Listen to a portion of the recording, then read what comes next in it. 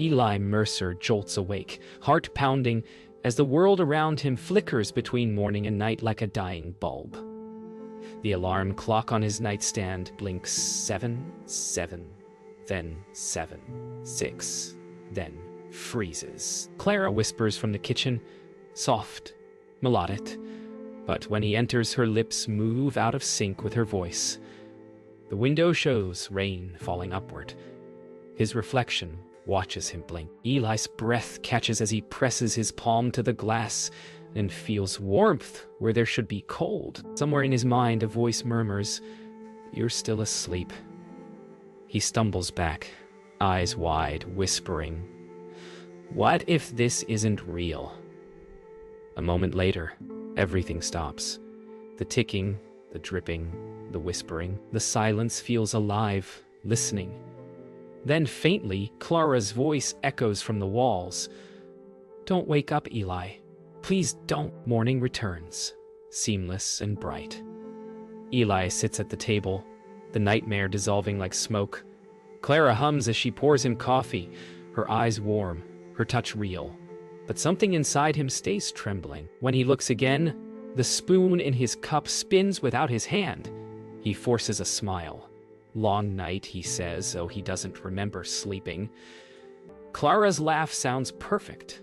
Too perfect. She leans close and whispers, "You dream too much, Eli." Her tone is playful, but her eyes flicker with worry. For a moment, he swears he hears another voice beneath hers, his own, whispering the same words back. Later that day, Eli walks through the city, and time feels wrong. People move in patterns too precise, too synchronized. A man ties his shoe, stands, and walks away. Then another man repeats the exact same motion in the same place. The sound of traffic loops, a siren starting but never ending. Eli grips his notebook, writing a single line. "If this is a dream," the words seem to fade as he writes them. He looks up to see Dr. Isaac Rain watching him from across the street, smiling faintly as if expecting him. That night, Eli dreams of Clara standing in a white room filled with floating clocks. She looks frightened, whispering his name as the clocks melt into light. He reaches for her, but she fades before he can touch her hand. When he wakes, her side of the bed is empty. Only the faint sound of ticking remains, echoing from nowhere. He sits up, whispering to the dark, "If she's a dream, why does it hurt so much to lose her?" Dawn breaks again, but Eli can't shake the hollow feeling in his chest. Clara returns, smiling as if nothing happened. When he asks where she was, she pauses too long before answering, "Sleeping." Her eyes don't blink for several seconds. He forces a laugh, though his voice shakes. She kisses his forehead, whispering, "Don't think too hard, love. It breaks the dream." Eli freezes. She walks away.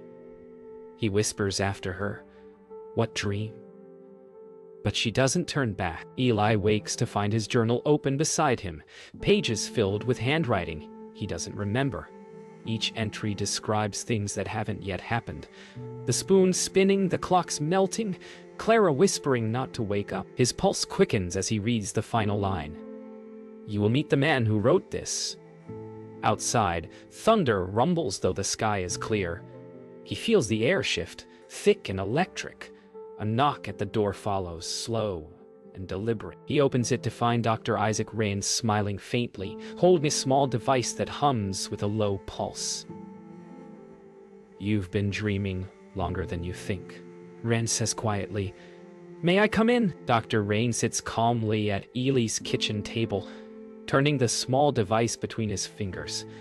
"You've noticed it, haven't you?" he says, eyes steady. "The overlap between dream and waking. It means your mind is rejecting the simulation." Eli laughs shakily. "Simulation? That's insane." Ren leans forward, voice low. "Do you remember how we met?" Eli hesitates, realizing he doesn't. Rain continues, "That's because you didn't. You constructed me to explain what you already know.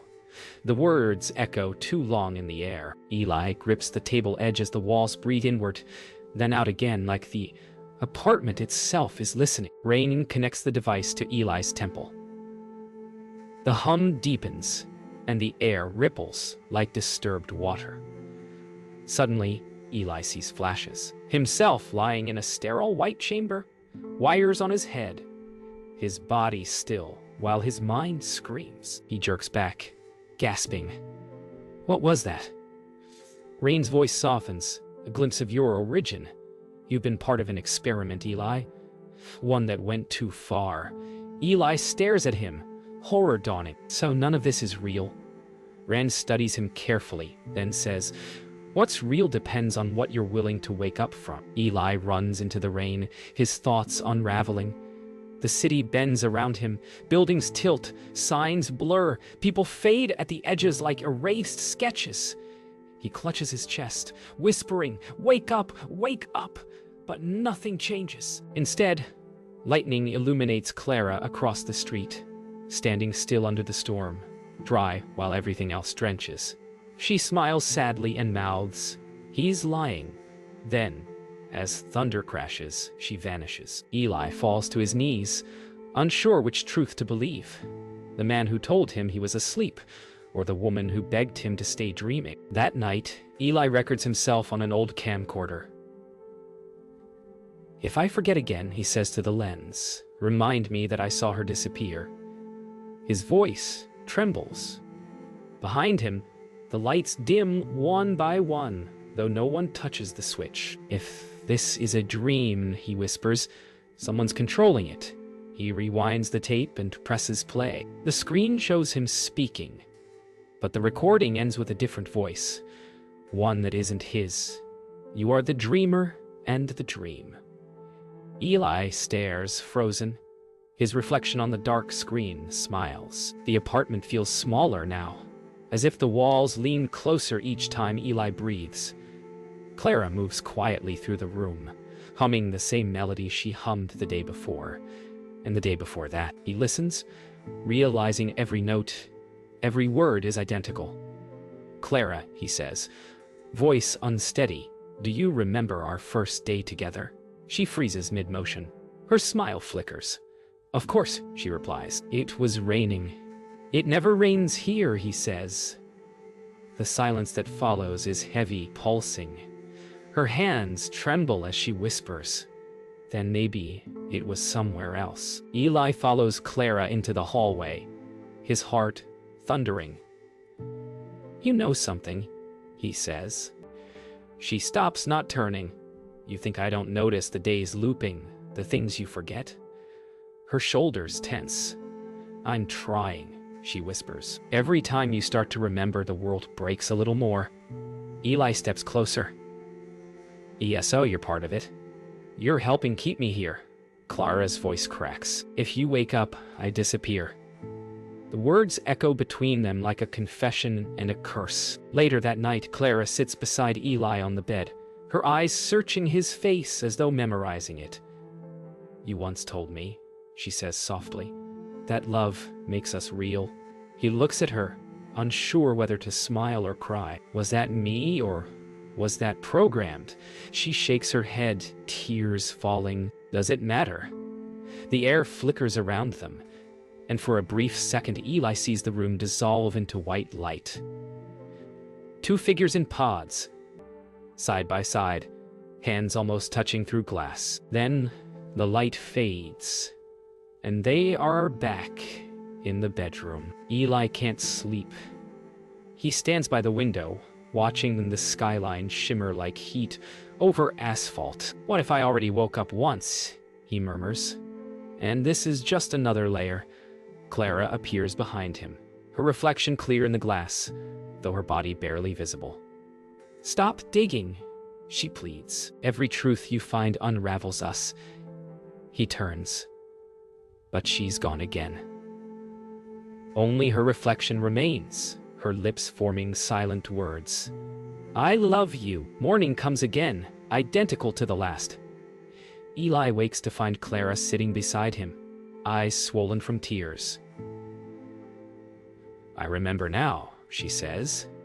I was built to keep you calm, to give you something worth staying for. Her voice breaks, but I think I learned to love you on my own. Eli takes her hand, gripping it tightly as the world flickers around them, walls trembling. If I wake up, he whispers, will you be there? She smiles faintly. Only if you dream of me again. The world begins to stutter. Lights flash like broken memories, and sound fades in and out, as though the air itself is tired of pretending. Eli sits on the floor, his breath shallow. The television blinks on by itself, static forming Dr. Rain's face. You're close, Rain's voice says, distorted. It's time to wake up. The screen goes black, then displays a single line. Take the serum to exit. Eli whispers, and if I don't? The voice answers softly. Then she stays, but you both die here. Clara bursts into the room, shaking her head. Don't listen. It's not death. It's peace. Dr. Rain appears at the doorway. Solid this time, not a projection. In his hand, a glass vial filled with shimmering silver liquid.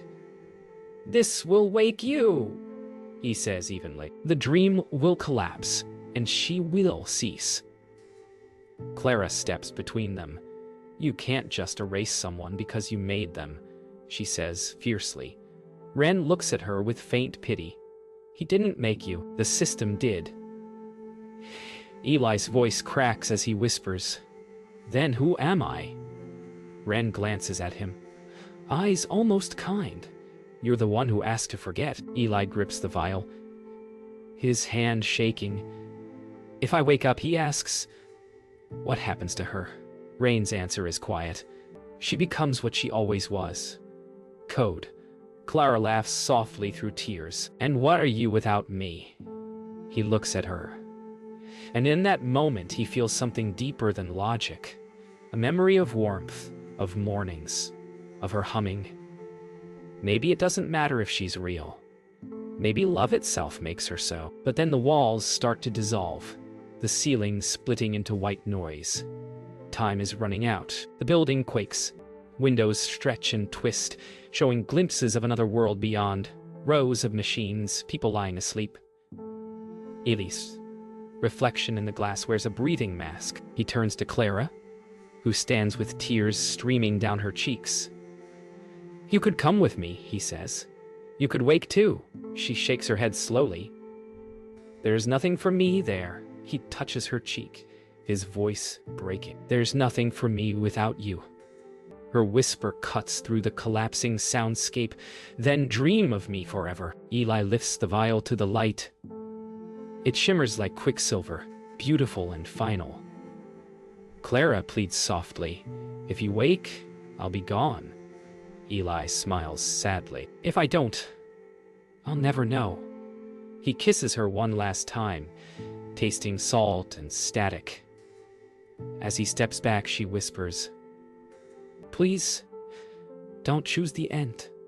He opens the vial and drinks. The light floods everything. Walls, floor, sky. Clara's voice fades into the blinding white. I love you. Then silence. The world shatters like glass dropped in silence. Eli gasps, suspended in endless white. Shards of his apartment hang around him, floating. The table, Clara's cup. A torn page from his notebook. Every sound stretches thin, echoing forever. Then 1,000 versions of his own voice whisper at once. Wake up. His hands glow faintly, outlines fading into smoke. Through the light, he sees figures, himself, again and again. Each one screaming, each one reaching towards something unseen.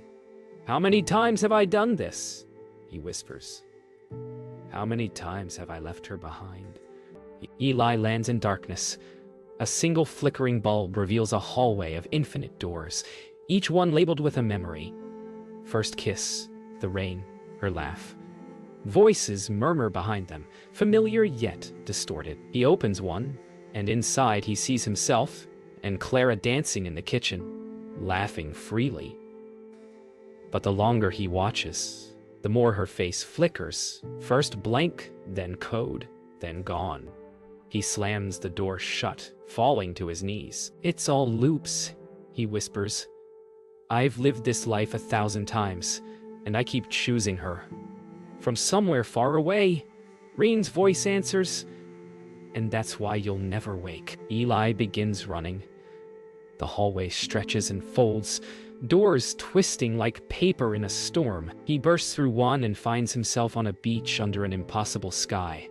Violet clouds drifting backward, waves rising but never falling. Clara stands there, barefoot in the sand, waiting. "You always come back," she says, voice soft and tired. "Maybe you don't want to wake up." He stares at her, chest heaving. "Maybe I just don't want to forget you." Her smile is faint. "Then remember me, even if I'm gone." Thunder rolls, but it sounds like breaking glass. The sky fractures, revealing the sterile facility beneath. Metal walls, rows of pods, wires descending like roots. Eli looks up and sees Ran watching from beyond the veil of light. "It's over," Rain says. "You've reached the threshold. One more step, and you're free, but freedom feels cold." Eli glances at Clara, who now glows softly, her outline fading. "If I step through," he says, "she dies." Rain's reply echoes like a verdict. She was never alive. The dream crumbles completely. Eli stands on the edge of a chasm of light, Clara's hand barely touching his. She smiles, whispering, "You can't save me, but you can remember." Tears fall freely, as her form breaks apart into glowing fragments that drift upward like fireflies. "Goodbye," she says. He reaches after her, but catches nothing. Then, silence. Only white light remains, and in that endless glow, Eli's last thought lingers. If love was the illusion, why does it still hurt like truth? Eli opens his eyes to darkness that hums.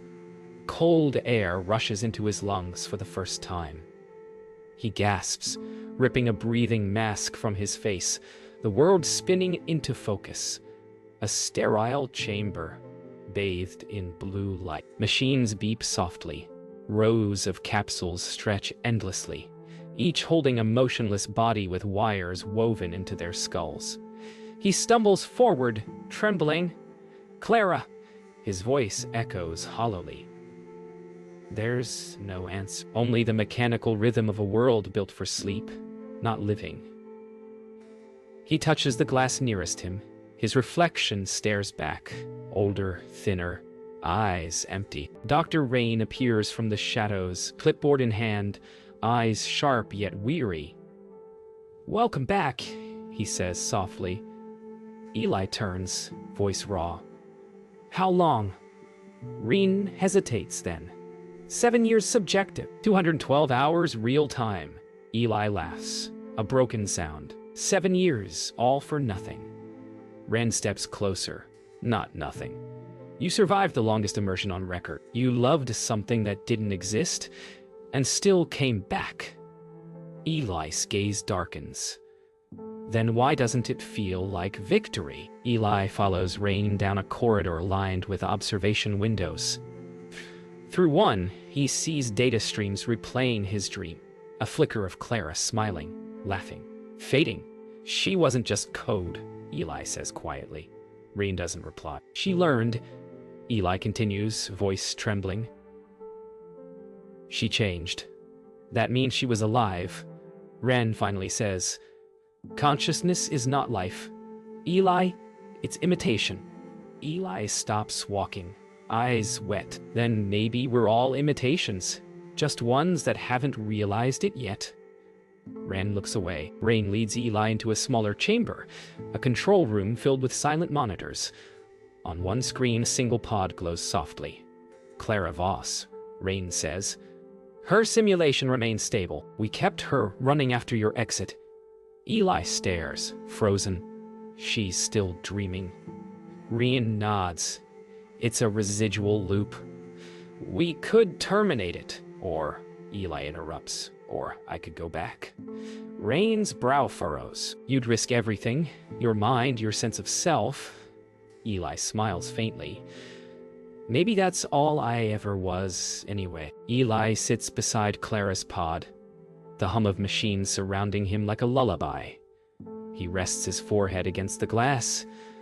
I woke up, he whispers, but it's not living without you. He looks at the control panel, the button marked re-enter link. His fingers hover above it, trembling. If I come back, he murmurs. Don't forget me this time. He presses the button. A soft hiss fills the air. His body relaxes, eyes closing, lips parting in a faint smile as the screen above him reads. Neural connection established. Soft light. Birds. The scent of coffee. Eli opens his eyes to the same morning he's lived 1,000 times. The sunlight golden. The air impossibly calm. Clara hums from the kitchen. The spoon spins gently in the cup. For a moment he forgets everything. The lab, Ren, the machines. Good morning, she says, smiling the same smile that once broke him. You're awake. He watches her, heart aching. Somewhere deep inside he knows this is the dream again. But maybe this time... That's enough, he whispers.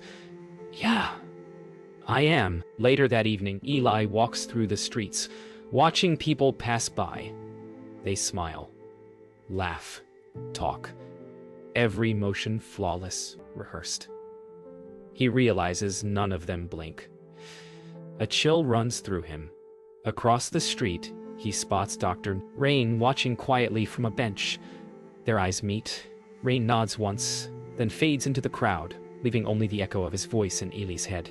You asked for this. Eli stands still, heart pounding. Maybe I did, he whispers. But why does it still feel like a lie? That night, Eli dreams again. But this time, he knows he's dreaming inside the dream. He walks into the ocean where the stars shimmer in the water like eyes watching him. Clara appears beside him, her hand finding his. Do you regret it? She asks. He looks at her, then at the endless sky. No, he says softly. Regret belongs to the waking. She leans her head on his shoulder, and together they watch the horizon dissolve into light. Somewhere above, a monitor blinks, subject stable, dream loop active. Back in the real world, Ren watches the monitors. Eli's vitals are steady, the neural link strong. He's at peace, an assistant says quietly. Ren nods, but doesn't answer. His eyes linger on Clara's screen, still glowing with life inside her pod. Peace, he murmurs. Or surrender? The assistant tilts her head. Is there a difference? Ren glances at her, voice low. Only for those who wake. He turns off the lights, leaving the two pods glowing faintly in the dark, side by side. In the dream, dawn rises again. Eli and Clara sit on the beach, the same place where everything began to break. She laughs quietly, leaning against him. Feels real, doesn't it? He nods. Maybe that's what makes it beautiful. The waves move backward, carrying their reflections away. If this is forever, Clara whispers, can you still love me? Eli looks out at the endless horizon, the sky bleeding into light. Forever, he says softly, is just another word for never waking up.